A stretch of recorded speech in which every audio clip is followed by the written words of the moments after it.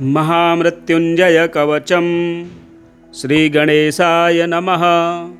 भैरव उवाच शृणुष्व परमेशानि कवचं मन्मुखोदितं महामृत्युंजयस्यास्य न देयं परमाद्भुतं यं धृत्वा यं पठित्वा च श्रुत्वा च कवचोत्तमं त्रैलोक्याधिपतिर्भूत्वा सुखतोऽस्मि महेश्वरी तदेव वर्णयिष्यामि तव प्रीत्या वरानने तथापि परमं तत्त्वं न दातव्यं दुरात्मने विनियोगः अस्य श्रीमहामृत्युंजय कवचस्य श्रीभैरवऋषिः गायत्री छन्दः श्रीमहामृत्युंजयो महारुद्रो देवता ॐ बीजं जूं शक्तिः सह कीलकं हौमिति तत्त्वं चतुर्वर्गसाधने मृत्युंजय कवच पाठे विनियोगः। ॐ चन्द्रमण्डलमध्यस्थं रुद्रं भाले विचिन्त्यतं तत्रस्थं चिन्तयेत् साध्यं मृत्युं प्राप्तोऽपि जीवति। ॐ जूं सह हौं शिरः पातु देवो मृत्युंजयो मम। ॐ श्रीं शिवो ललाटं मे ॐ हौं भ्रुवौ सदाशिवः नीलकण्ठोऽवतान्नेत्रे कपर्दीमेवताच्छ्रुति त्रिलोचनोऽवताद्गण्डौ नासां मे त्रिपुरान्तकः मुखं पीयूषघटभृदोष्ठौ मे कृत्तिकाम्बरः हनुं मे हाटकेशनो मुखं वटुकभैरवः कन्धरां कालमथनो गलं गणप्रियोऽवतु स्कन्धौ स्कन्दपिता पातु हस्तौ मे गिरिशोऽवतु नखान्मे गिरिजानाथः पायदङ्गुलिसंयुतान् अस्तनौ तारापतिः पातु वक्षः पशुपतिर्मम कुक्षिं कुबेरवरदः पार्श्वौ मे मारशासनः शर्वः पातु तथा नाभिं शूलीपृष्ठं ममावतु शिश्नं मे शङ्करः पातु गुह्यं गुह्यकवल्लभः कटिं कालान्तकः पायादूरु मेन्धकघातकः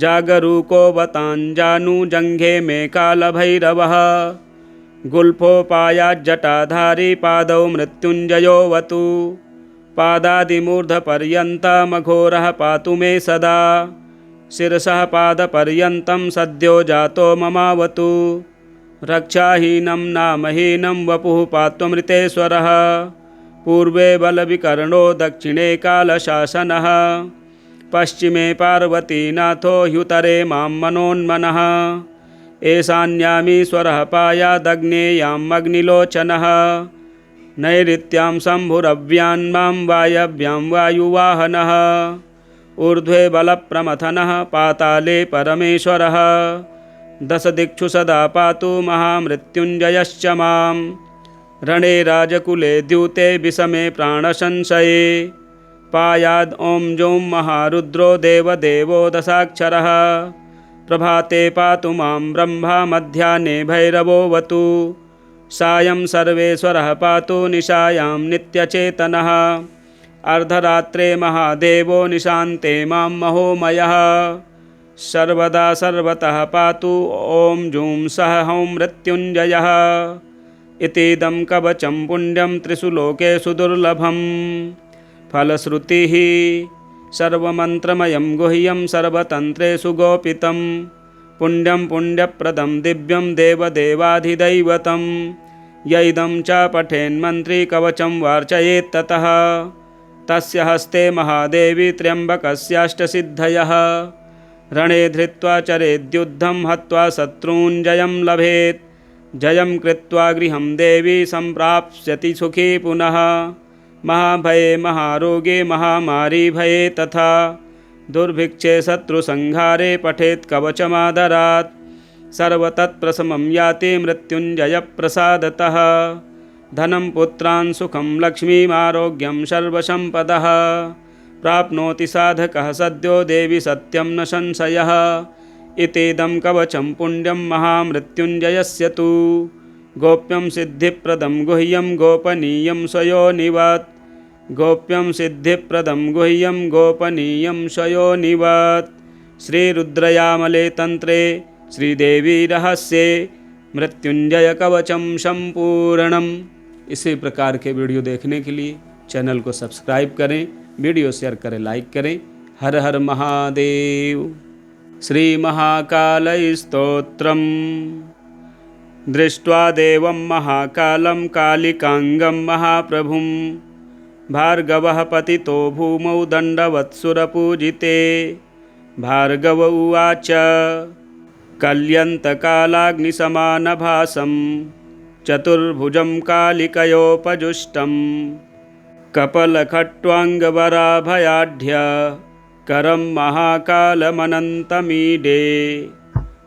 नमः परमरूपाय परामलस्वरूपिणे नियतिप्राप्तदेहाय तत्त्वरूपाय ते नमः। नमः परमरूपाय परमार्थैकरूपिणे वियन्मायास्वरूपाय भैरवाय नमोऽस्तु ते। ॐ नमः परमेशाय परतत्त्वार्थदर्शिने वियन्मायाद्यधीशाय धीविचित्राय शम्भवे त्रिलोकेशाय गूढाय सूक्ष्माय व्यक्तरूपिणे पराकाष्ठादिरूपाय पराय शम्भवे नमः। ॐ नमः कालिकाङ्काय कालाञ्जननिभाय ते जगत्संहारकर्त्रे च महाकालाय ते नमः। नम उग्राय देवाय भीमाय भयदायिने महाभयविनाशाय सृष्टिसंहारकारिणे नमः परापरानन्दस्वरूपाय महात्मने परप्रकाशरूपाय प्रकाशानां प्रकाशिने।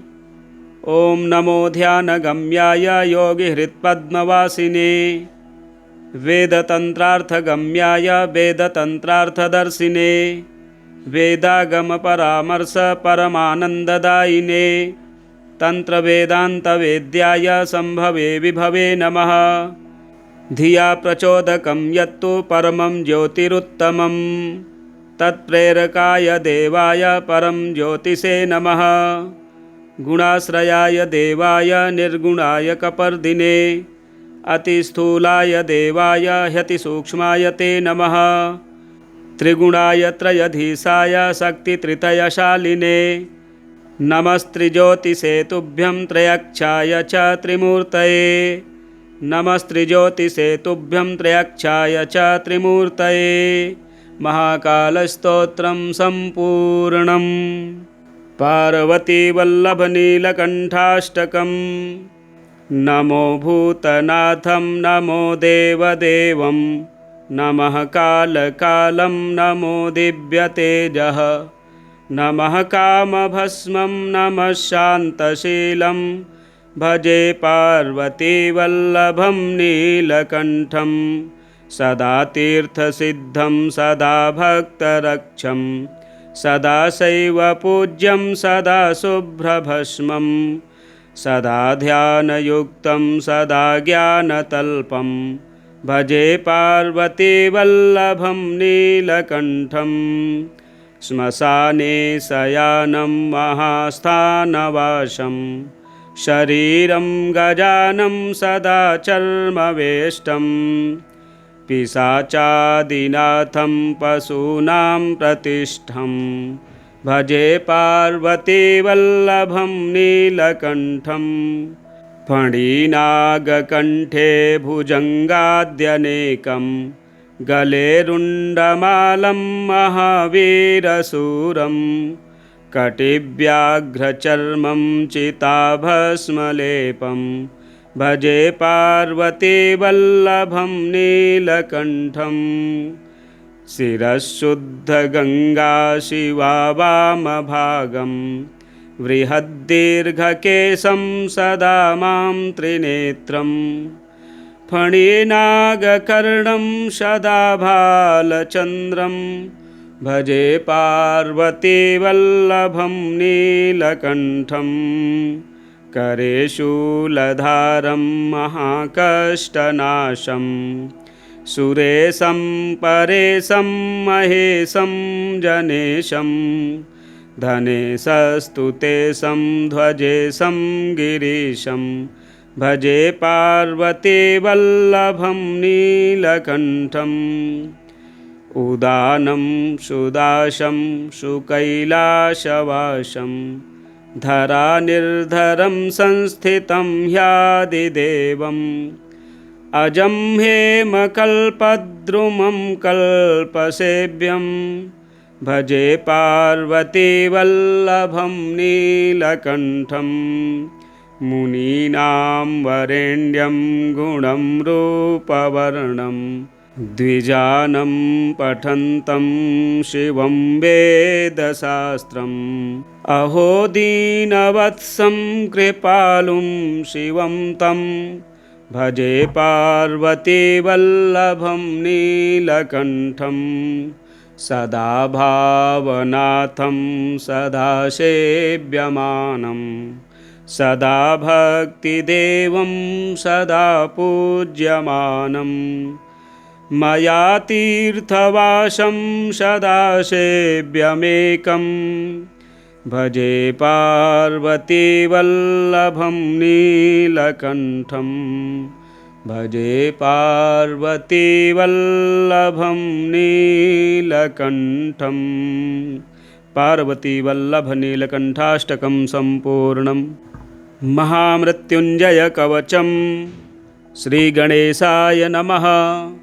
भैरव उवाच शृणुष्व परमेशानि कवचं मन्मुखोदितं महामृत्युञ्जयस्यास्य न देयं परमाद्भुतं यं धृत्वा यं पठित्वा च श्रुत्वा च कवचोत्तमं त्रैलोक्याधिपतिर्भूत्वा सुखतोऽस्मि महेश्वरी तदेव वर्णयिष्यामि तव प्रीत्या वरानने तथापि परमं तत्त्वं न दातव्यं दुरात्मने विनियोगः अस्य श्रीमहामृत्युञ्जयकवचस्य श्रीभैरवऋषिः गायत्री छन्दः श्रीमहामृत्युञ्जयो महारुद्रो देवता ॐ बीजं जूं शक्तिः सह कीलकं हौमिति तत्त्वं चतुर्वर्गसाधने मृत्युञ्जयकवचपाठे विनियोगः ॐ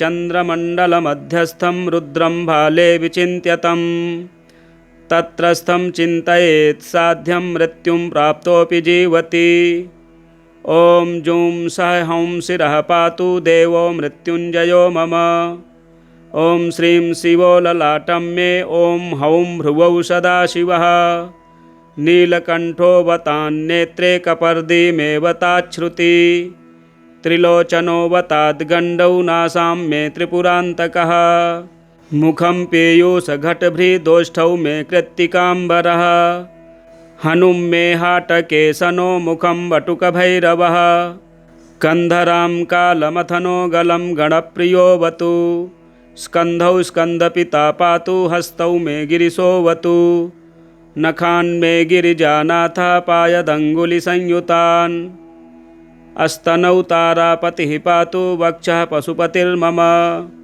कुक्षिं कुबेरवरदः पार्श्वौ मे मारशासनः शर्वः पातु तथा नाभिं शूलीपृष्ठं ममावतु शिश्नं मे शङ्करः पातु गुह्यं गुह्यकवल्लभः कटिं कालान्तकः पायादूरु मेन्धकघातकः जागरूको वताञ्जानु जङ्घे मे कालभैरवः गुल्फोपायाज्जटाधारी पादौ मृत्युञ्जयोऽवतु पादादिमूर्धपर्यन्तमघोरः पातु मे सदा शिरसः पादपर्यन्तं सद्यो जातो ममावतु रक्षाहीनं नामहीनं वपुः पात्वमृतेश्वरः पूर्वे बलविकर्णो दक्षिणे कालशासनः पश्चिमे पार्वतीनाथो ह्युतरे मां मनोन्मनः ईशान्यामीश्वरः पायादग्नेयाम् अग्निलोचनः नैऋत्यां शम्भुरव्यान्मां वायव्यां वायुवाहनः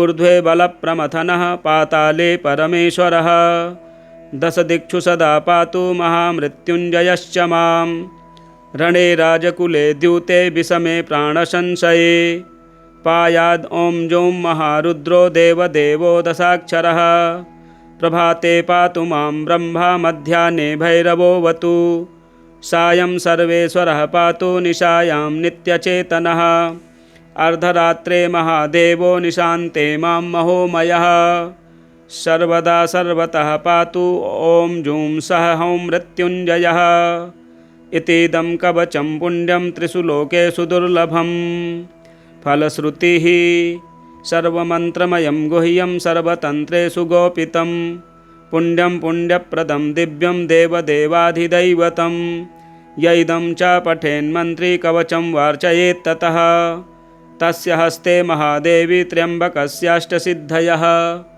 रणे धृत्वा चरेद्युद्धं हत्वा शत्रून् जयं लभेत् जयं कृत्वा गृहं देवी सम्प्राप्स्यति सुखी पुनः महाभये महारोगे महामारी भये तथा दुर्भिक्षे शत्रुसंहारे पठेत् कवचमादरात् सर्वतत्प्रशमं याति मृत्युञ्जयप्रसादतः धनं पुत्रान् सुखं लक्ष्मीमारोग्यं सर्वसम्पदः प्राप्नोति साधकः सद्यो देवी सत्यं न संशयः इतीदं कवचं पुण्यं महामृत्युञ्जयस्य तु गोप्यं सिद्धिप्रदं गुह्यं गोपनीयं स्वयोनिवत् गोप्यं सिद्धिप्रदं गुह्यं गोपनीयं स्वयोनिवत् श्रीरुद्रयामले तंत्रे श्रीदेवी रहस्ये मृत्युंजय कवचं संपूर्णम्।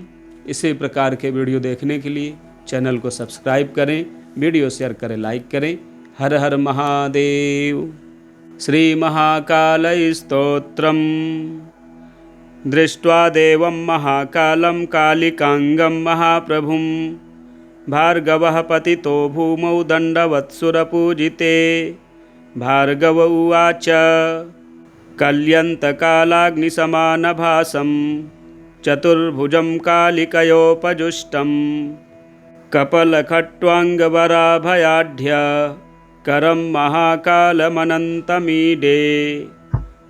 नमः परमरूपाय परामलस्वरूपिणे नियतिप्राप्तदेहाय तत्त्वरूपाय ते नमः। नमः परमरूपाय परमार्थैकरूपिणे वियन्मायास्वरूपाय भैरवाय नमोऽस्तु ते। ॐ नमः परमेशाय परतत्त्वार्थदर्शिने वियन्मायाद्यधीशाय धीविचित्राय शम्भवे त्रिलोकेशाय गूढाय सूक्ष्माय व्यक्तरूपिणे पराकाष्ठादिरूपाय पराय शम्भवे नमः। ॐ नमः कालिकाङ्काय कालाञ्जननिभाय ते जगत्संहारकर्त्रे च महाकालाय ते नमः। नम उग्राय देवाय भीमाय भयदायिने महाभयविनाशाय सृष्टिसंहारकारिणे नमः परापरानन्दस्वरूपाय महात्मने परप्रकाशरूपाय प्रकाशानां प्रकाशिने। ॐ नमो ध्यानगम्याय योगिहृत्पद्मवासिने वेदतन्त्रार्थगम्याय वेदतन्त्रार्थदर्शिने वेदागमपरामर्श परमानन्ददायिने तन्त्रवेदान्तवेद्याय शम्भवे विभवे नमः। धिया प्रचोदकं यत्तु परमं ज्योतिरुत्तमं तत्प्रेरकाय देवाय परं ज्योतिषे नमः। गुणाश्रयाय देवाय निर्गुणाय कपर्दिने अतिस्थूलाय देवाय ह्यतिसूक्ष्माय ते नमः। त्रिगुणाय त्रयधीशाय शक्तित्रितयशालिने नमस्त्रिज्योतिषे तुभ्यं त्रयक्षाय च त्रिमूर्तये नमस्त्रिज्योतिषे तुभ्यं त्रयक्षाय च त्रिमूर्तये। महाकालस्तोत्रं सम्पूर्णम्। पार्वतीवल्लभनीलकण्ठाष्टकम्। नमो भूतनाथं नमो देवदेवं नमः कालकालं नमो दिव्यतेजः नमः कामभस्मं नमः शान्तशीलं भजे पार्वतीवल्लभं नीलकण्ठं सदा तीर्थसिद्धं सदा भक्तरक्षं सदा शैवपूज्यं सदा शुभ्रभस्मं सदा ध्यानयुक्तं सदा ज्ञानतल्पं भजे पार्वतीवल्लभं नीलकण्ठं श्मशाने शयानं महास्थानवासं शरीरं गजानं सदा चर्मवेष्टं पिशाचादिनाथं पशूनां प्रतिष्ठं भजे पार्वतीवल्लभं नीलकण्ठं फणिनागकण्ठे भुजङ्गाद्यनेकं गले रुण्डमालं महावीरशूरं कटिव्याघ्रचर्मं चिताभस्मलेपं भजे पार्वतीवल्लभं नीलकण्ठं शिरःशुद्धगङ्गा शिवा वामभागं बृहद्दीर्घकेशं सदा मां त्रिनेत्रं फणिनागकर्णं सदा भालचन्द्रं भजे पार्वतीवल्लभं नीलकण्ठं करे शूलधारं महाकष्टनाशं सुरेशं परेशं महेशं जनेशं धनेशस्तुतेशं ध्वजेशं गिरीशं भजे पार्वतीवल्लभं नीलकण्ठम् उदानं सुदाशं सुकैलासवासं धरानिर्धरं संस्थितं ह्यादिदेवम् अजं हेमकल्पद्रुमं कल्पसेव्यं भजे पार्वतीवल्लभं नीलकण्ठं मुनीनां वरेण्यं गुणं रूपवर्णं द्विजानं पठन्तं शिवं वेदशास्त्रम् अहो दीनवत्सं कृपालुं शिवं तं भजे पार्वतीवल्लभं नीलकण्ठं सदा भावनाथं सदा सेव्यमानं सदा भक्तिदेवं सदा पूज्यमानं मया तीर्थवासं सदा सेव्यमेकं भजे पार्वतीवल्लभं नीलकण्ठं भजे पार्वतीवल्लभं नीलकण्ठं पार्वतीवल्लभनीलकण्ठाष्टकं सम्पूर्णम् महामृत्युञ्जयकवचं श्रीगणेशाय नमः।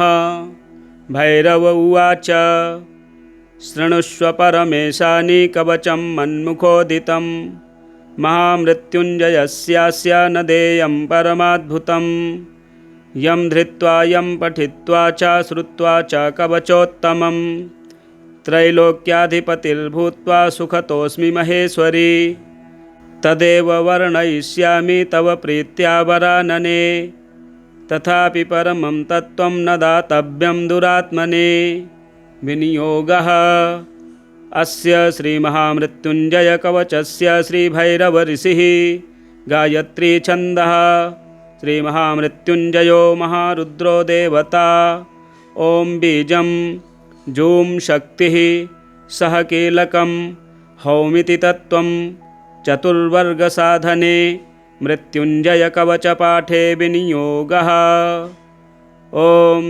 चन्द्रमण्डलमध्यस्थं रुद्रं भाले विचिन्त्यतं तत्रस्थं चिन्तयेत् साध्यं मृत्युं प्राप्तोऽपि जीवति ॐ जूं सः हौं शिरः पातु देवो मृत्युञ्जयो मम ॐ श्रीं शिवो ललाटं मे ॐ हौं भ्रुवौ सदाशिवः नीलकण्ठोऽवतान्नेत्रे कपर्दीमेवताच्छ्रुति त्रिलोचनोऽवताद्गण्डौ नासां मे त्रिपुरान्तकः मुखं पीयूषघटभृदोष्ठौ मे कृत्तिकाम्बरः हनुं मे हाटकेशनो मुखं वटुकभैरवः कन्धरां कालमथनो गलं गणप्रियोऽवतु स्कन्धौ स्कन्दपिता पातु हस्तौ मे गिरिशोऽवतु नखान् मे गिरिजानाथः पायदङ्गुलिसंयुतान् अस्तनौ तारापतिः पातु वक्षः पशुपतिर्मम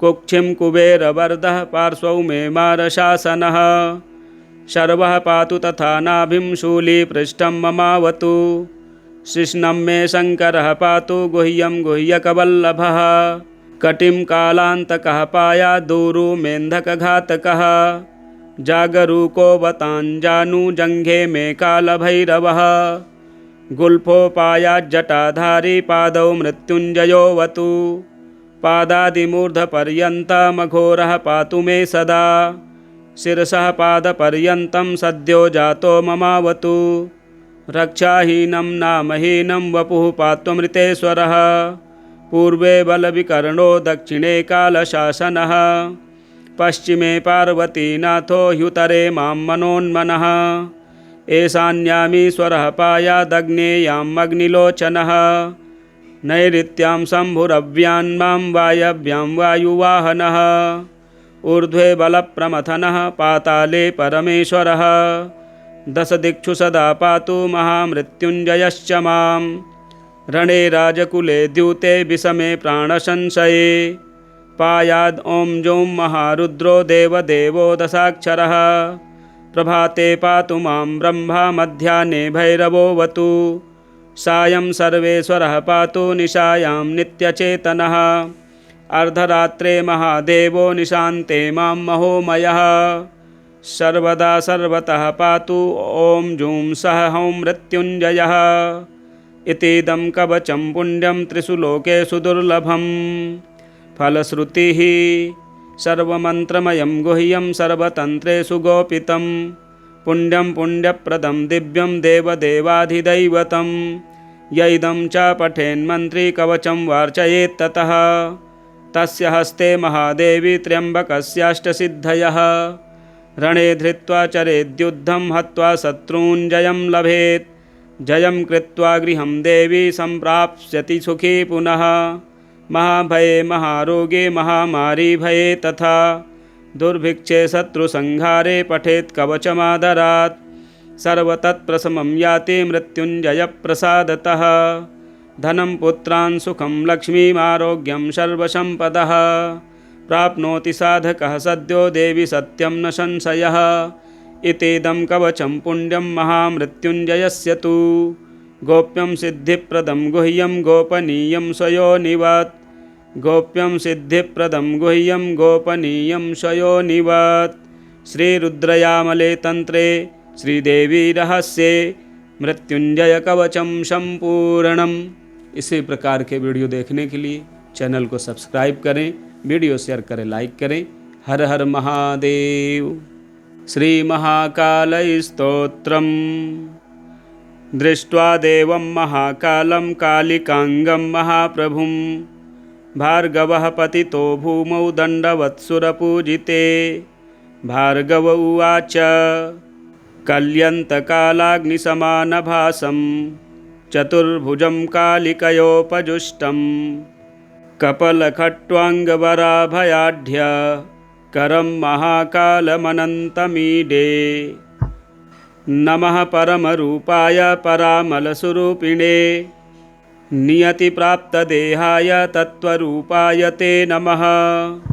नमः परमरूपाय परमार्थैकरूपिणे वियन्मायास्वरूपाय भैरवाय नमोऽस्तु ते। ॐ नमः परमेशाय परतत्त्वार्थदर्शिने वियन्मायाद्यधीशाय धीविचित्राय शम्भवे त्रिलोकेशाय गूढाय सूक्ष्माय व्यक्तरूपिणे पराकाष्ठादिरूपाय पराय शम्भवे नमः। ॐ नमः कालिकाङ्काय कालाञ्जननिभाय ते जगत्संहारकर्त्रे च महाकालाय ते नमः। नम उग्राय देवाय भीमाय भयदायिने महाभयविनाशाय सृष्टिसंहारकारिणे नमः परापरानन्दस्वरूपाय महात्मने परप्रकाशरूपाय प्रकाशानां प्रकाशिने। ॐ नमो ध्यानगम्याय योगिहृत्पद्मवासिने वेदतन्त्रार्थगम्याय वेदतन्त्रार्थदर्शिने वेदागमपरामर्श परमानन्ददायिने तन्त्रवेदान्तवेद्याय शम्भवे विभवे नमः। धिया प्रचोदकं यत्तु परमं ज्योतिरुत्तमं तत्प्रेरकाय देवाय परं ज्योतिषे नमः।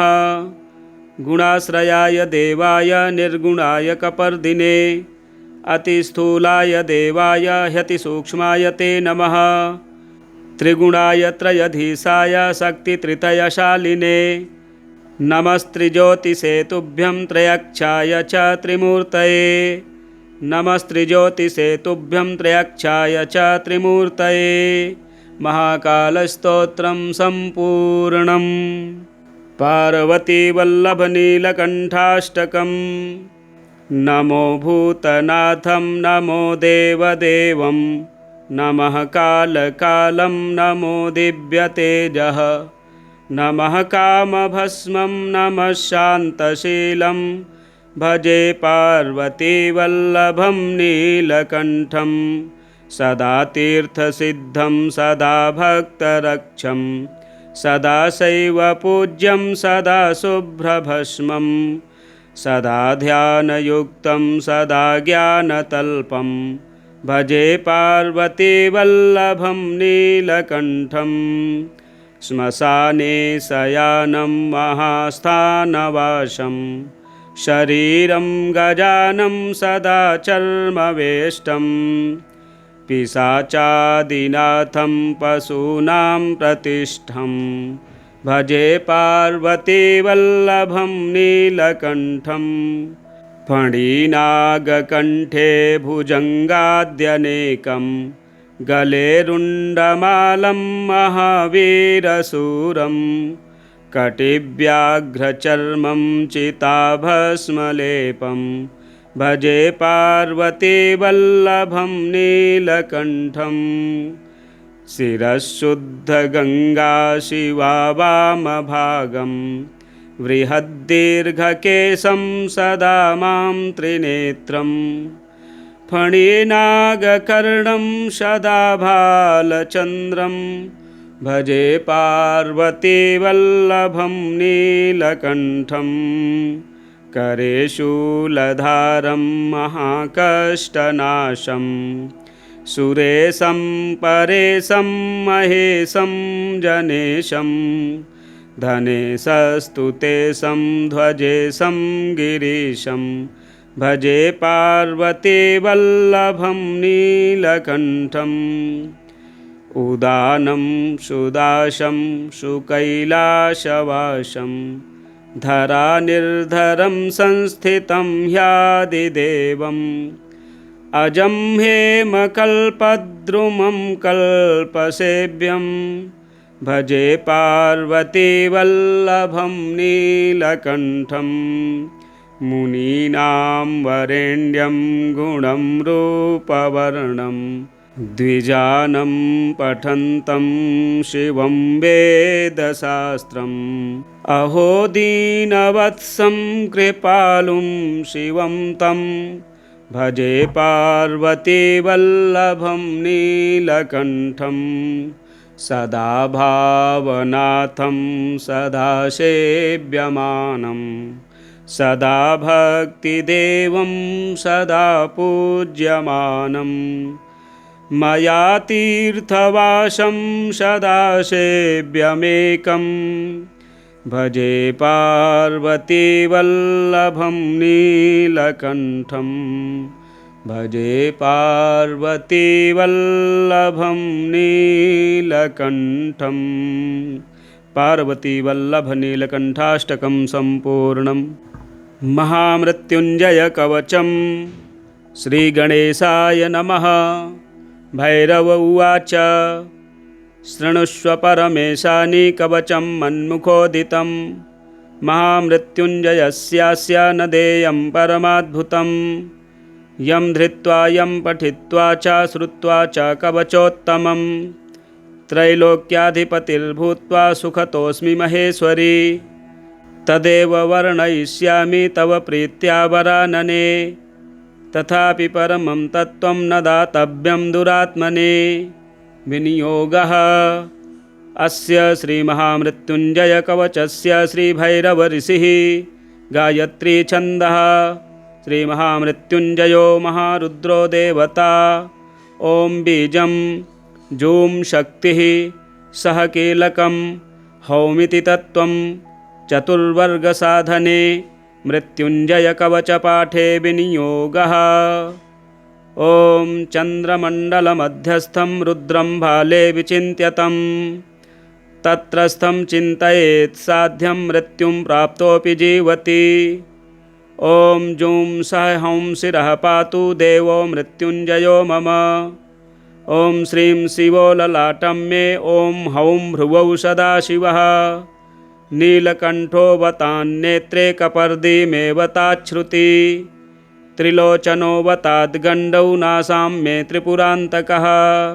मुखं पीयूषघटभृदोष्ठौ मे कृत्तिकाम्बरः। हनुं मे हाटकेशनो मुखं वटुकभैरवः। कन्धरां कालमथनो गलं गणप्रियोऽवतु।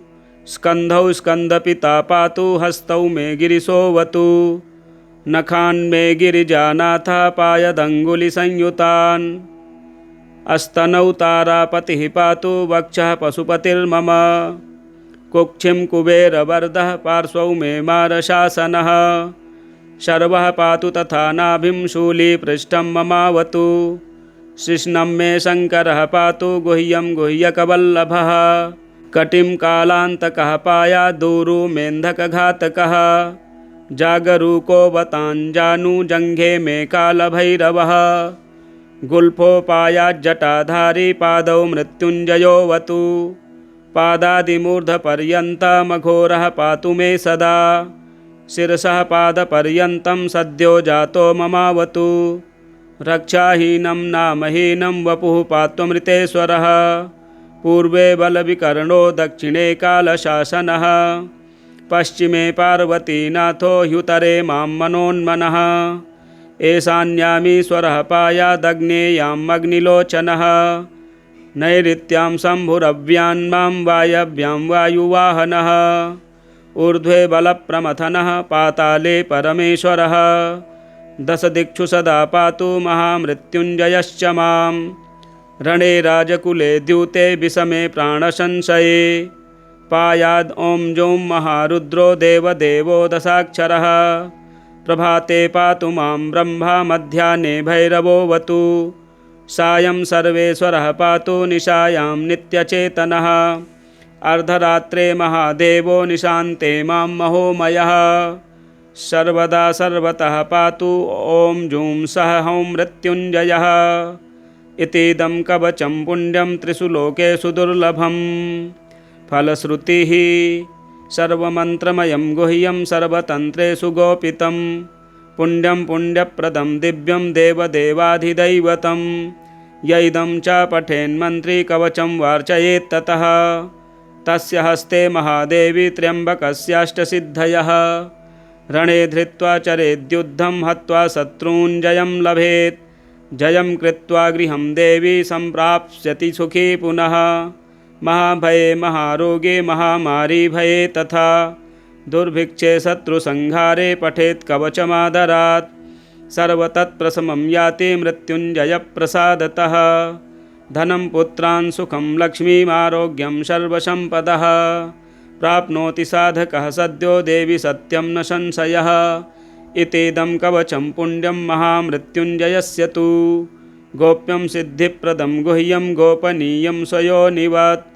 गोप्यं सिद्धिप्रदं गुह्यं गोपनीयं स्वयोनिवत्। श्रीरुद्रयामले तंत्रे श्रीदेवी रहस्ये मृत्युंजय कवचं संपूर्णम्। इसी प्रकार के वीडियो देखने के लिए चैनल को सब्सक्राइब करें, वीडियो शेयर करें, लाइक करें। हर हर महादेव। श्री महाकालय स्तोत्रम्।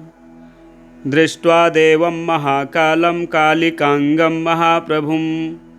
भार्गवः पतितो भूमौ दण्डवत्सुरपूजिते। भार्गव उवाच कल्यन्तकालाग्निसमानभासं चतुर्भुजं कालिकयोपजुष्टं। कपलखट्वाङ्गवराभयाढ्य करं महाकालमनन्तमीडे। नमः परमरूपाय परामलस्वरूपिणे। नियतिप्राप्तदेहाय तत्त्वरूपाय ते नमः। नमः परमरूपाय परमार्थैकरूपिणे वियन्मायास्वरूपाय भैरवाय नमोऽस्तु ते। ॐ नमः परमेशाय परतत्त्वार्थदर्शिने वियन्मायाद्यधीशाय धीविचित्राय शम्भवे त्रिलोकेशाय गूढाय सूक्ष्माय व्यक्तरूपिणे पराकाष्ठादिरूपाय पराय शम्भवे नमः।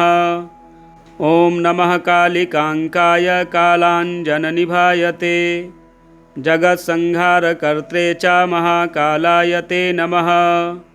नम उग्राय देवाय भीमाय भयदायिने महाभयविनाशाय सृष्टिसंहारकारिणे नमः परापरानन्दस्वरूपाय महात्मने परप्रकाशरूपाय प्रकाशानां प्रकाशिने ॐ नमो ध्यानगम्याय योगिहृत्पद्मवासिने वेदतन्त्रार्थगम्याय वेदतन्त्रार्थदर्शिने वेदागमपरामर्श परमानन्ददायिने तन्त्रवेदान्तवेद्याय शम्भवे विभवे नमः। धिया प्रचोदकं यत्तु परमं ज्योतिरुत्तमं तत्प्रेरकाय देवाय परं ज्योतिषे नमः। गुणाश्रयाय देवाय निर्गुणाय कपर्दिने अतिस्थूलाय देवाय ह्यतिसूक्ष्माय ते नमः। त्रिगुणाय त्रयधीशाय शक्तित्रितयशालिने नमस्त्रिज्योतिषे तुभ्यं त्रयक्षाय च त्रिमूर्तये नमस्त्रिज्योतिषे तुभ्यं त्रयक्षाय च त्रिमूर्तये महाकालस्तोत्रं सम्पूर्णम्। पार्वतीवल्लभनीलकण्ठाष्टकम्। नमो भूतनाथं नमो देवदेवं नमः कालकालं नमो दिव्यतेजः नमः कामभस्मं नमः शान्तशीलं भजे पार्वतीवल्लभं नीलकण्ठं सदा तीर्थसिद्धं सदा भक्तरक्षं सदा शैवपूज्यं सदा शुभ्रभस्मं सदा ध्यानयुक्तं सदा ज्ञानतल्पं भजे पार्वतीवल्लभं नीलकण्ठं श्मशाने शयानं महास्थानवासं शरीरं गजानं सदा चर्मवेष्टं पिशाचादिनाथं पशूनां प्रतिष्ठं भजे पार्वतीवल्लभं नीलकण्ठं फणिनागकण्ठे भुजङ्गाद्यनेकं गले रुण्डमालं महावीरशूरं कटिव्याघ्रचर्मं चिताभस्मलेपं भजे पार्वतीवल्लभं नीलकण्ठं शिरःशुद्धगङ्गा शिवा वामभागं बृहद्दीर्घकेशं सदा मां त्रिनेत्रं फणिनागकर्णं सदा भालचन्द्रं भजे पार्वतीवल्लभं नीलकण्ठं करे शूलधारं महाकष्टनाशं सुरेशं परेशं महेशं जनेशं धनेशस्तुतेशं ध्वजेशं गिरीशं भजे पार्वतीवल्लभं नीलकण्ठं उदानं सुदाशं सुकैलासवासं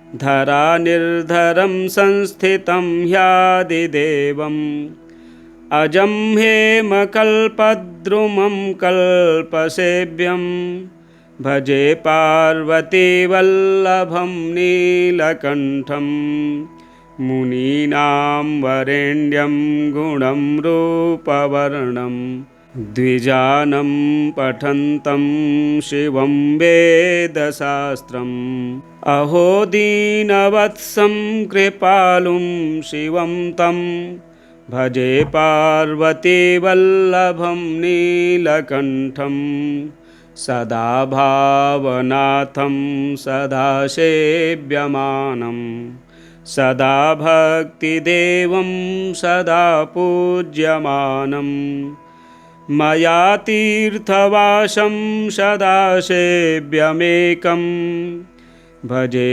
पार्वतीवल्लभं नीलकण्ठं भजे पार्वतीवल्लभं नीलकण्ठं।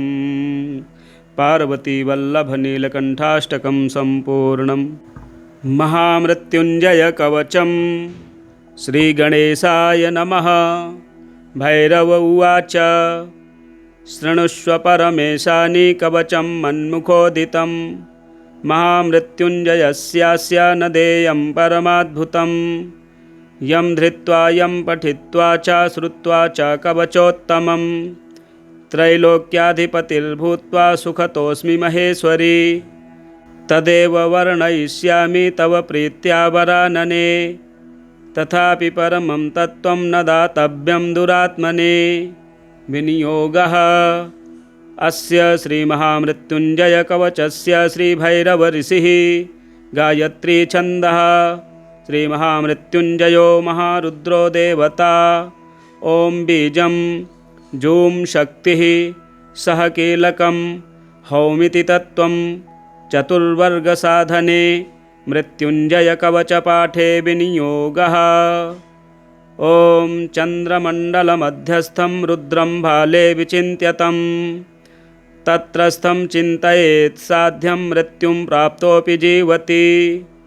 ॐ जूं सः हौं शिरः पातु देवो मृत्युञ्जयो मम। ॐ श्रीं शिवो ललाटं मे ॐ हौं भ्रुवौ सदाशिवः नीलकण्ठो वतान्नेत्रे कपर्दीमेव ताच्छ्रुति त्रिलोचनो वताद्गण्डौ नासां मे त्रिपुरान्तकः मुखं पीयूषघटभृदोष्ठौ मे कृत्तिकाम्बरः हनुं मे हाटकेशनो मुखं वटुकभैरवः कन्धरां कालमथनो गलं गणप्रियोऽवतु स्कन्धौ स्कन्दपिता पातु हस्तौ मे गिरिशोऽवतु नखान् मे गिरिजानाथः पायदङ्गुलिसंयुतान् अस्तनौ तारापतिः पातु वक्षः पशुपतिर्मम कुक्षिं कुबेरवरदः पार्श्वौ मे मारशासनः शर्वः पातु तथा नाभिं शूलीपृष्ठं ममावतु शिश्नं मे शङ्करः पातु गुह्यं गुह्यकवल्लभः कटिं कालान्तकः पायादूरु मेन्धकघातकः जागरूको वताञ्जानु जङ्घे मे कालभैरवः गुल्फोपायाज्जटाधारी पादौ मृत्युञ्जयोऽवतु पादादिमूर्धपर्यन्तमघोरः पातु मे सदा शिरसः पादपर्यन्तं सद्यो जातो ममावतु रक्षाहीनं नामहीनं वपुः पात्वमृतेश्वरः पूर्वे बलविकर्णो दक्षिणे कालशासनः पश्चिमे पार्वतीनाथो ह्युतरे मां मनोन्मनः ईशान्यामीश्वरः पायादग्नेयामग्निलोचनः नैऋत्यां शम्भुरव्यान्मां वायव्यां वायुवाहनः ऊर्ध्वे बलप्रमथनः पाताले परमेश्वरः दशदिक्षु सदा पातु महामृत्युञ्जयश्च मां रणे राजकुले द्यूते विषमे प्राणसंशये पायाद् ॐ जौं महारुद्रो देवदेवो दशाक्षरः प्रभाते पातु मां ब्रह्मा मध्याह्ने भैरवोऽवतु सायं सर्वेश्वरः पातु निशायां नित्यचेतनः अर्धरात्रे महादेवो निशान्ते मां महोमयः सर्वदा सर्वतः पातु ॐ जूं सः हौं मृत्युञ्जयः इतीदं कवचं पुण्यं त्रिषु लोकेषु दुर्लभम् फलश्रुतिः सर्वमन्त्रमयं गुह्यं सर्वतन्त्रेषु गोपितं पुण्यं पुण्यप्रदं दिव्यं देवदेवाधिदैवतं यैदं च पठेन्मन्त्री कवचं वार्चयेत्ततः तस्य हस्ते महादेवी त्र्यम्बकस्याष्टसिद्धयः रणे धृत्वा चरेद्युद्धं हत्वा शत्रून् जयं लभेत् जयं कृत्वा गृहं देवी सम्प्राप्स्यति सुखी पुनः महाभये महारोगे महामारी भये तथा दुर्भिक्षे शत्रुसंहारे पठेत् कवचमादरात् सर्वतत्प्रशमं याति मृत्युञ्जयप्रसादतः धनं पुत्रान् सुखं लक्ष्मीमारोग्यं सर्वसम्पदः प्राप्नोति साधकः सद्यो देवि सत्यं न संशयः इतीदं कवचं पुण्यं महामृत्युञ्जयस्य तु गोप्यं सिद्धिप्रदं गुह्यं गोपनीयं स्वयोनिवत् गोप्यं सिद्धिप्रदं गुह्यं गोपनीयं स्वयोनिवत्। श्रीरुद्रयामले तंत्रे श्रीदेवी रहस्ये मृत्युंजय कवचम संपूर्णम। इसी प्रकार के वीडियो देखने के लिए चैनल को सब्सक्राइब करें, वीडियो शेयर करें, लाइक करें। हर हर महादेव। श्री महाकालय स्तोत्रम। दृष्ट्वा देवं महाकालं कालिकांगं महाप्रभुं भार्गवः पतितो भूमौ दण्डवत्सुरपूजिते। भार्गव उवाच कल्यन्तकालाग्निसमानभासं चतुर्भुजं कालिकयोपजुष्टं कपलखट्वाङ्गवराभयाढ्य करं महाकालमनन्तमीडे। नमः परमरूपाय परामलस्वरूपिणे नियतिप्राप्तदेहाय तत्त्वरूपाय ते नमः। नमः परमरूपाय परमार्थैकरूपिणे वियन्मायास्वरूपाय भैरवाय नमोऽस्तु ते। ॐ नमः परमेशाय परतत्त्वार्थदर्शिने वियन्मायाद्यधीशाय धीविचित्राय शम्भवे त्रिलोकेशाय गूढाय सूक्ष्माय व्यक्तरूपिणे पराकाष्ठादिरूपाय पराय शम्भवे नमः। ॐ नमः कालिकाङ्काय कालाञ्जननिभाय ते जगत्संहारकर्त्रे च महाकालाय ते नमः। नम उग्राय देवाय भीमाय भयदायिने महाभयविनाशाय सृष्टिसंहारकारिणे नमः परापरानन्दस्वरूपाय महात्मने परप्रकाशरूपाय प्रकाशानां प्रकाशिने। ॐ नमो ध्यानगम्याय योगिहृत्पद्मवासिने वेदतन्त्रार्थगम्याय वेदतन्त्रार्थदर्शिने वेदागमपरामर्श परमानन्ददायिने तन्त्रवेदान्तवेद्याय शम्भवे विभवे नमः। धिया प्रचोदकं यत्तु परमं ज्योतिरुत्तमं तत्प्रेरकाय देवाय परं ज्योतिषे नमः। गुणाश्रयाय देवाय निर्गुणाय कपर्दिने अतिस्थूलाय देवाय ह्यतिसूक्ष्माय ते नमः। त्रिगुणाय त्रयधीशाय शक्तित्रितयशालिने नमस्त्रिज्योतिषे तुभ्यं त्रयक्षाय च त्रिमूर्तये नमस्त्रिज्योतिषे तुभ्यं त्रयक्षाय च त्रिमूर्तये। महाकालस्तोत्रं सम्पूर्णम्।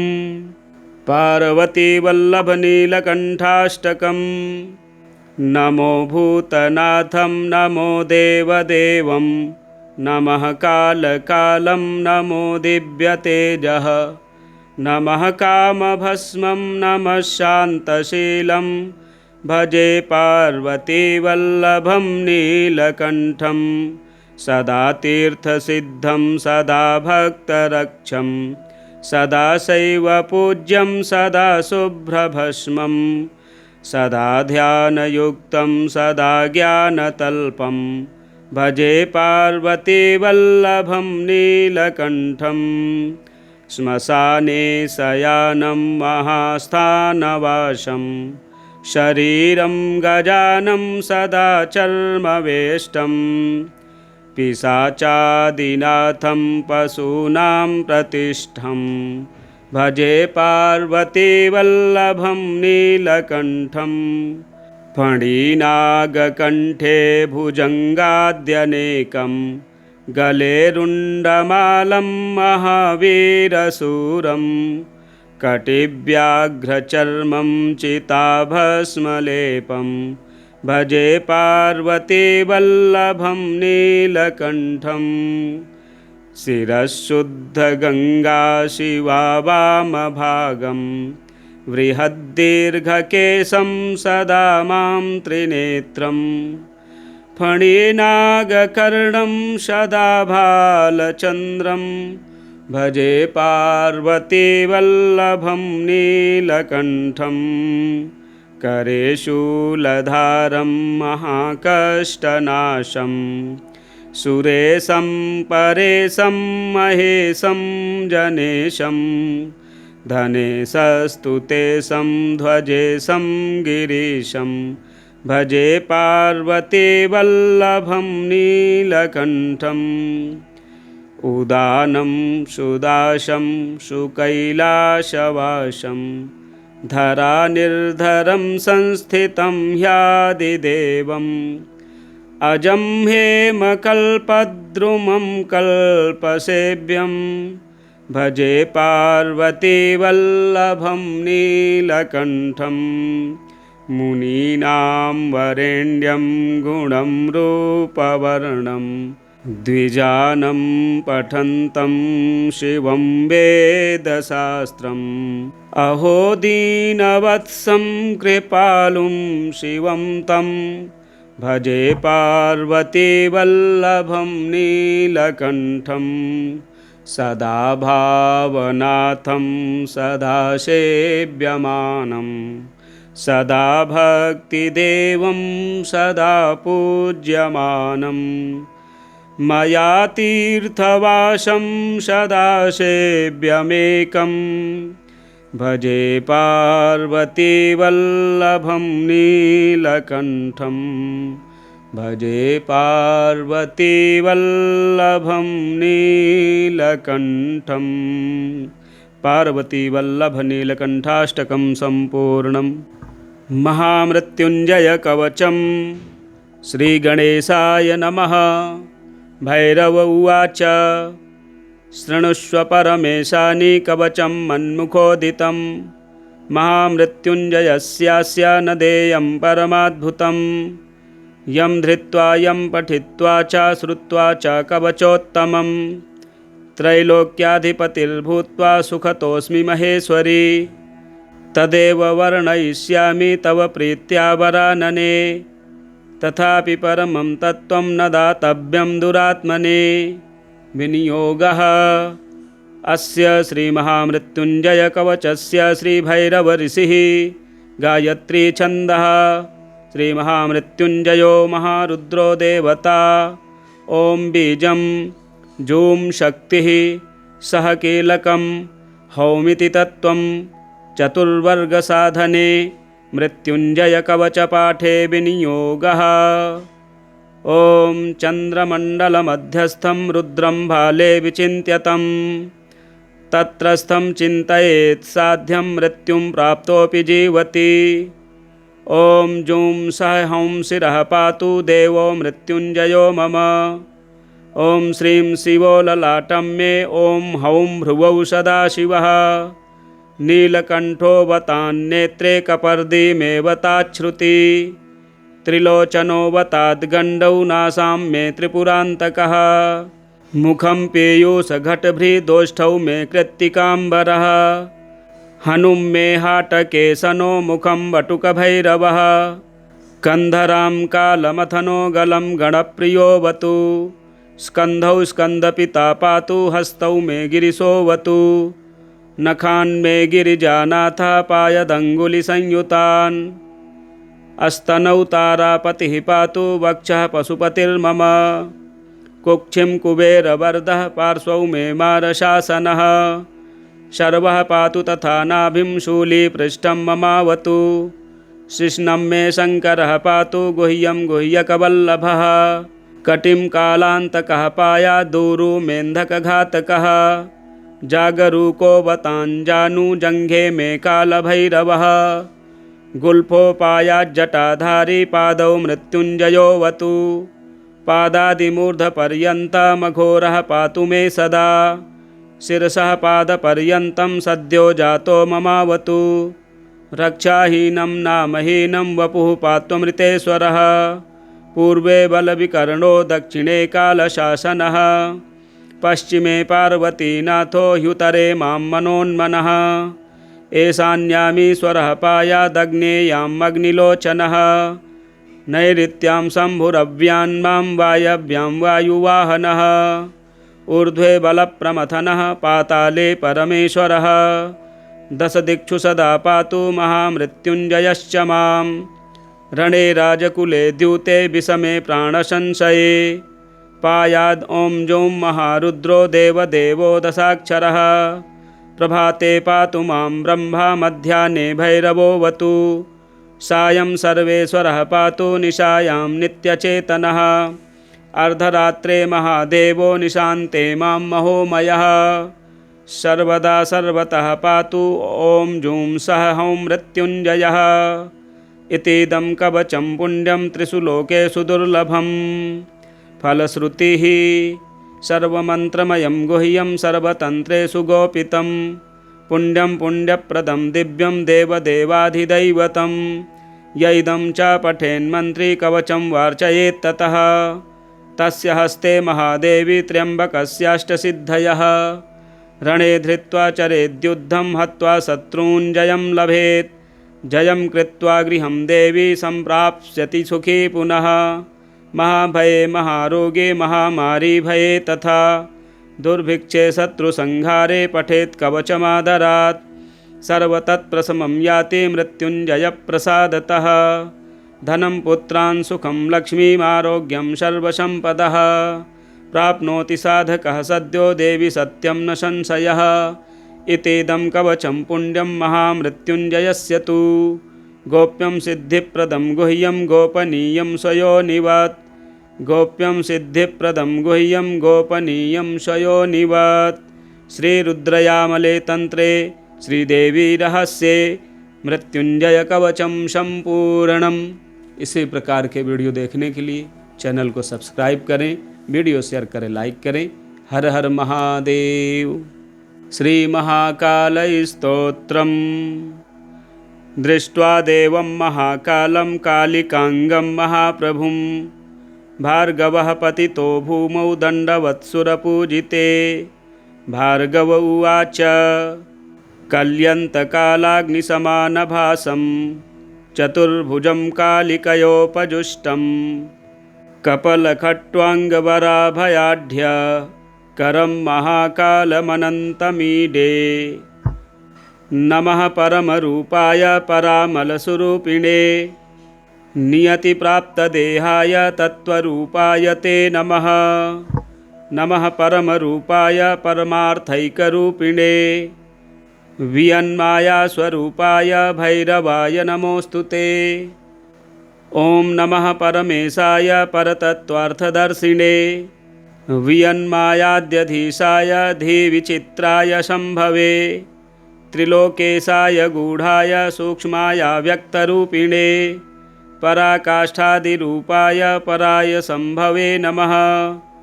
ॐ नमः कालिकाङ्काय कालाञ्जननिभाय ते जगत्संहारकर्त्रे च महाकालाय ते नमः। नम उग्राय देवाय भीमाय भयदायिने महाभयविनाशाय सृष्टिसंहारकारिणे नमः परापरानन्दस्वरूपाय महात्मने परप्रकाशरूपाय प्रकाशानां प्रकाशिने।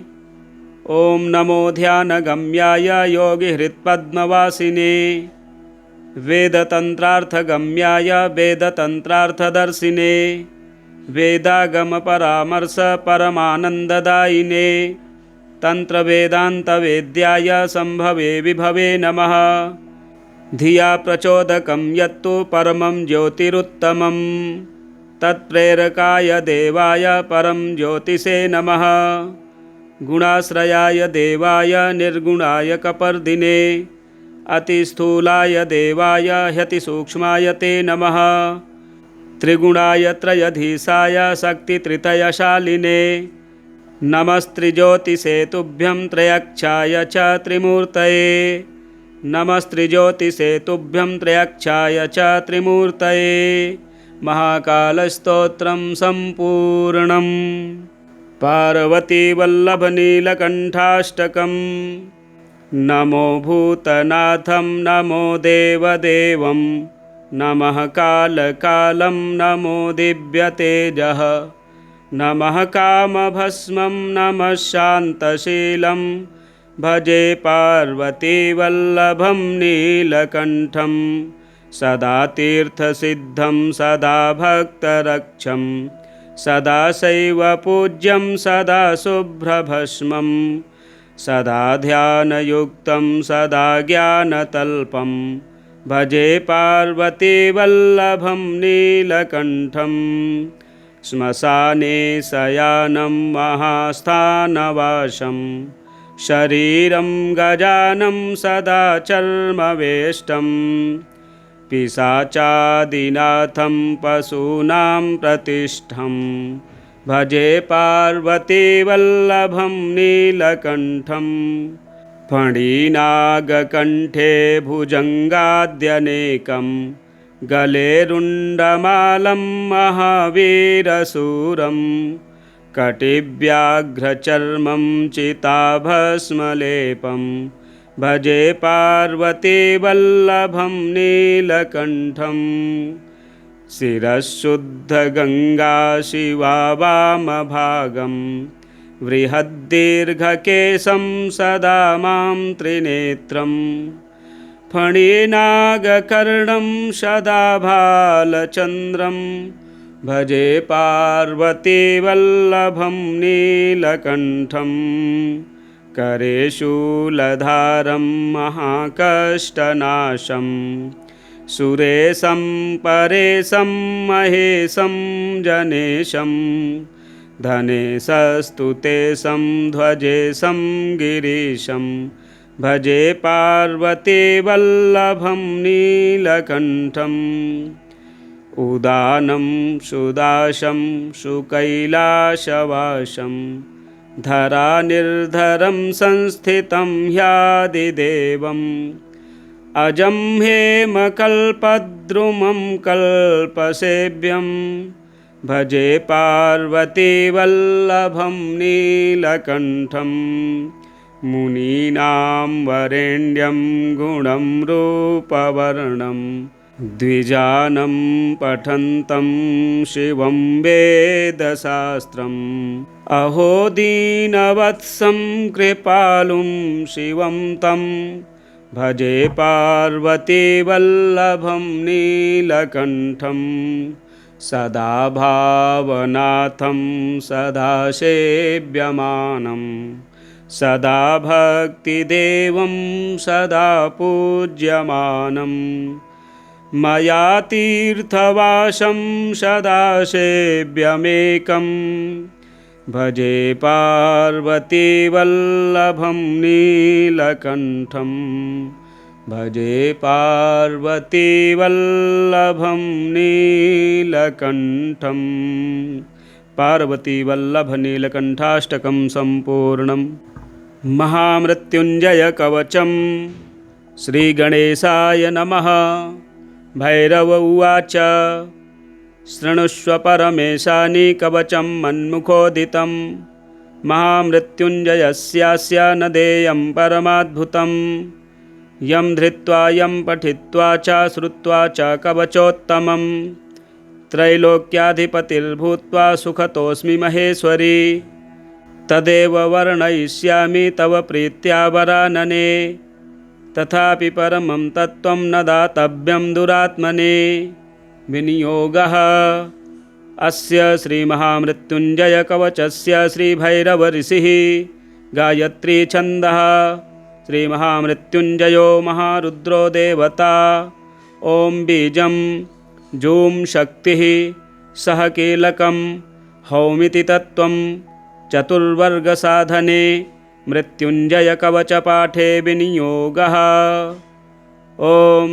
चन्द्रमण्डलमध्यस्थं रुद्रं भाले विचिन्त्यतं तत्रस्थं चिन्तयेत् साध्यं मृत्युं प्राप्तोऽपि जीवति ॐ जूं सः हौं शिरः पातु देवो मृत्युञ्जयो मम ॐ श्रीं शिवो ललाटं मे ॐ हौं भ्रुवौ सदाशिवः नीलकण्ठो वतान्नेत्रे कपर्दीमेव ताच्छ्रुति त्रिलोचनोऽवताद्गण्डौ नासां मे त्रिपुरान्तकः मुखं पीयूषघटभृदोष्ठौ मे कृत्तिकाम्बरः हनुं मे हाटकेशनो मुखं वटुकभैरवः कन्धरां कालमथनो गलं गणप्रियोऽवतु स्कन्धौ स्कन्दपिता पातु हस्तौ मे गिरिशोऽवतु नखान्मे गिरिजानाथः पायदङ्गुलिसंयुतान् अस्तनौ तारापतिः पातु वक्षः पशुपतिर्मम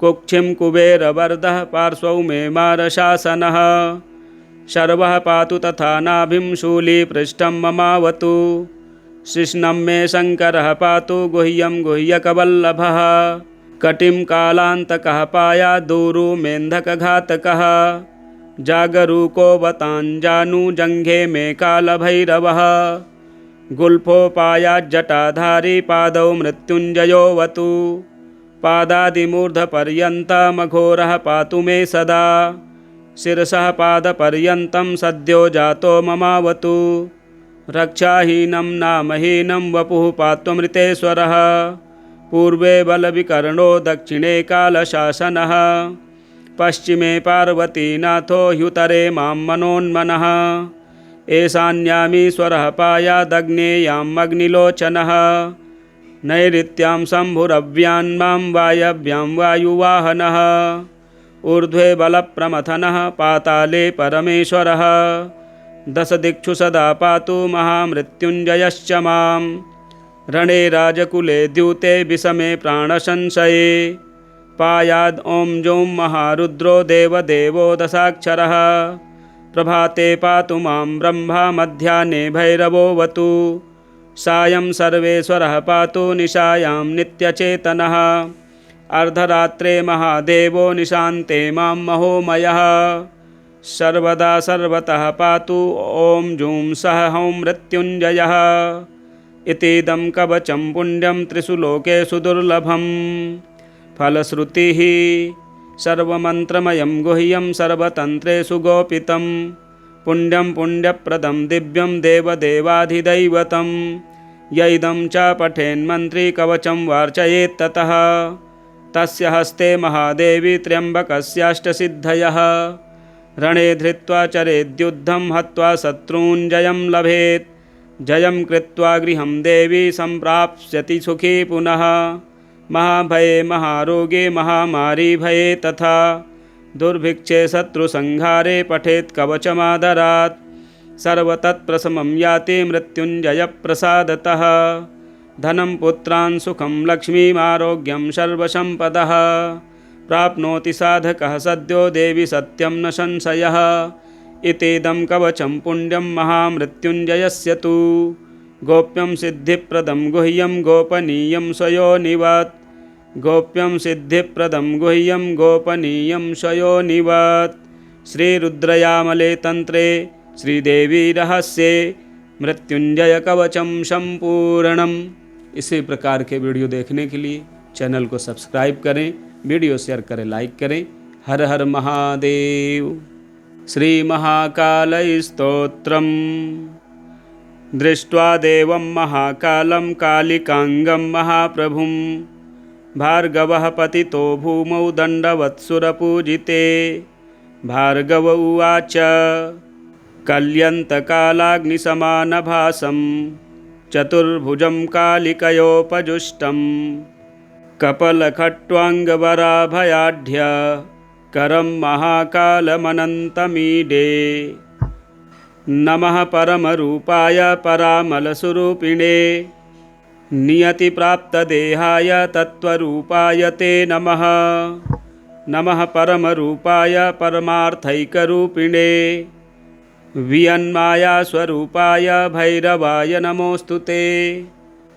ॐ नमः परमेशाय परतत्त्वार्थदर्शिने वियन्मायाद्यधीशाय धीविचित्राय शम्भवे त्रिलोकेशाय गूढाय सूक्ष्माय व्यक्तरूपिणे पराकाष्ठादिरूपाय पराय शम्भवे नमः। ॐ नमः कालिकाङ्काय कालाञ्जननिभाय ते जगत्संहारकर्त्रे च महाकालाय ते नमः। नम उग्राय देवाय भीमाय भयदायिने महाभयविनाशाय सृष्टिसंहारकारिणे नमः परापरानन्दस्वरूपाय महात्मने परप्रकाशरूपाय प्रकाशानां प्रकाशिने ॐ नमो ध्यानगम्याय योगिहृत्पद्मवासिने वेदतन्त्रार्थगम्याय वेदतन्त्रार्थदर्शिने वेदागमपरामर्श परमानन्ददायिने तन्त्रवेदान्तवेद्याय सम्भवे विभवे नमः धिया प्रचोदकं यत्तु परमं ज्योतिरुत्तमं तत्प्रेरकाय देवाय परं ज्योतिषे नमः गुणाश्रयाय देवाय निर्गुणाय कपर्दिने अतिस्थूलाय देवाय ह्यतिसूक्ष्माय ते नमः त्रिगुणाय त्रयधीशाय शक्तित्रितयशालिने नमस्त्रिज्योतिषे तुभ्यं त्रयक्षाय च त्रिमूर्तये नमस्त्रिज्योतिषे तुभ्यं त्रयक्षाय च त्रिमूर्तये महाकालस्तोत्रं सम्पूर्णम् पार्वतीवल्लभनीलकण्ठाष्टकम् नमो भूतनाथं नमो देवदेवं नमः कालकालं नमो दिव्यतेजः नमः कामभस्मं नमः शान्तशीलं भजे पार्वतीवल्लभं नीलकण्ठं सदा तीर्थसिद्धं सदा भक्तरक्षं सदा शैवपूज्यं सदा शुभ्रभस्मं सदा ध्यानयुक्तं सदा ज्ञानतल्पं भजे पार्वतीवल्लभं नीलकण्ठं श्मशाने शयानं महास्थानवासं शरीरं गजानं सदा चर्मवेष्टं पिशाचादिनाथं पशूनां प्रतिष्ठं भजे पार्वतीवल्लभं नीलकण्ठं फणिनागकण्ठे भुजङ्गाद्यनेकं गले रुण्डमालं महावीरशूरं कटिव्याघ्रचर्मं चिताभस्मलेपं भजे पार्वतीवल्लभं नीलकण्ठं शिरःशुद्धगङ्गा शिवा वामभागं बृहद्दीर्घकेशं सदा मां त्रिनेत्रं फणिनागकर्णं सदा भालचन्द्रं भजे पार्वतीवल्लभं नीलकण्ठं करे शूलधारं महाकष्टनाशं सुरेशं परेशं महेशं जनेशं धनेशस्तुतेशं ध्वजेशं गिरीशं भजे पार्वतीवल्लभं नीलकण्ठं उदानं सुदाशं सुकैलासवासं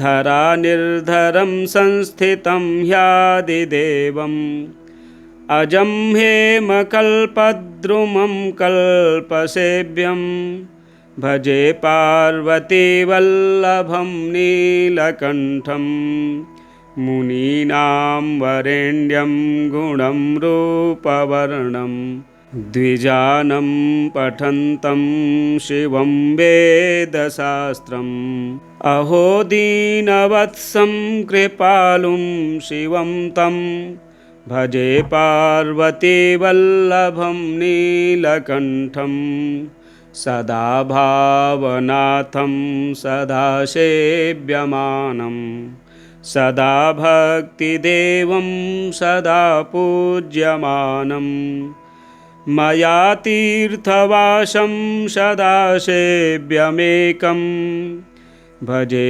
पार्वतीवल्लभं नीलकण्ठं भजे पार्वतीवल्लभं नीलकण्ठं। पार्वतीवल्लभ नीलकंठाष्टकम संपूर्णम। इसी प्रकार के वीडियो देखने के लिए हमारे चैनल को सब्सक्राइब करें, वीडियो शेयर करें, लाइक करें। हर हर महादेव।